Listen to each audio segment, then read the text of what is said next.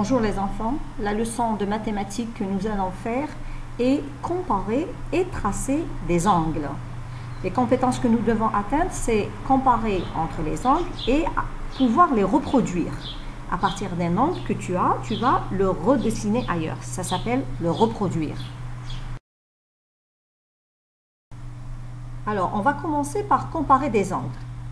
Donc, comparant les angles que vous avez, c'est-à-dire l'angle A, B, C, D, E et F. Nous allons les comparer par rapport à un angle droit.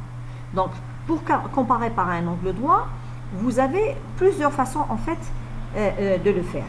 La meilleure, c'est de prendre une équerre. Dans l'équerre, vous savez qu'il y a deux sortes d'équerres. Il y a une équerre où il y a l'angle droit avec un angle de 30 degrés et un angle de 60 degrés.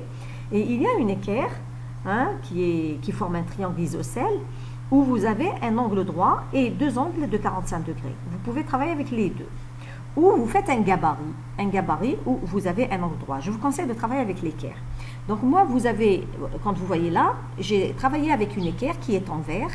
Et alors, si je compare par rapport au A, vous voyez bien que j'ai mis l'équerre sur un côté de l'angle A. Et après, je remarque que par rapport au deuxième côté de l'angle droit, le côté de l'angle A, il est plus petit. D'accord? Pour l'angle B, je remarque que l'équerre, elle est à l'intérieur de l'angle et le côté, il est à l'extérieur. Donc, en fait, il est plus grand que l'angle droit. Pour l'angle C, ils sont égaux.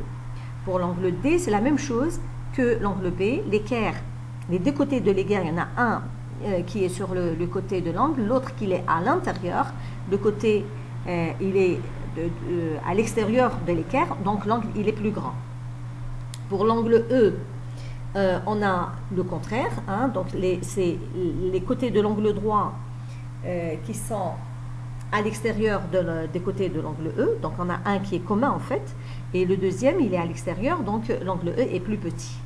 Pour l'angle F, il est largement plus grand, d'accord, donc le deuxième côté de l'angle F, il est à l'extérieur de l'équerre, donc il est plus grand. Donc là, je vous expose le résultat. Les angles plus petits que l'angle droit, et qui sont appelés angles aigus, sont les angles A et E. Les angles droits on a un seul, c'est l'angle C. Et les angles plus grands que l'angle droit, qui sont appelés angles obtus, on en a trois, c'est l'angle D, l'angle F et l'angle B. Ensuite, dans la deuxième partie, on va comparer des angles B et D. D'accord? Ce n'est pas par rapport à l'angle droit, mais on compare des angles entre eux. Ici, j'ai pris donc l'angle B et D. Alors, j'ai essayé de reproduire l'angle B en utilisant un gabarit. Donc, je l'ai fait en rouge. Et je reproduis l'angle D en utilisant un gabarit, je l'ai mis en vert. Et là, je remarque donc que l'angle D est plus grand que l'angle B. Enfin, la dernière partie, c'est comment tracer des angles, comment reproduire un angle. Donc là, j'ai pris l'angle E. Pour reproduire l'angle E, la première des choses que je fais, c'est tracer un côté. J'ai pris le côté orange, d'accord? Et j'ai nommé le sommet A. Ensuite, je prends le compas, je trace un arc de cercle sur mon angle original, l'angle E. Je viens dans l'étape 2 que vous voyez, je trace le même arc de cercle en pointant le compas sur le point A. Et enfin, la troisième étape, je trace le côté rose à partir du sommet A et en passant par l'extrémité de l'arc qui est en vert.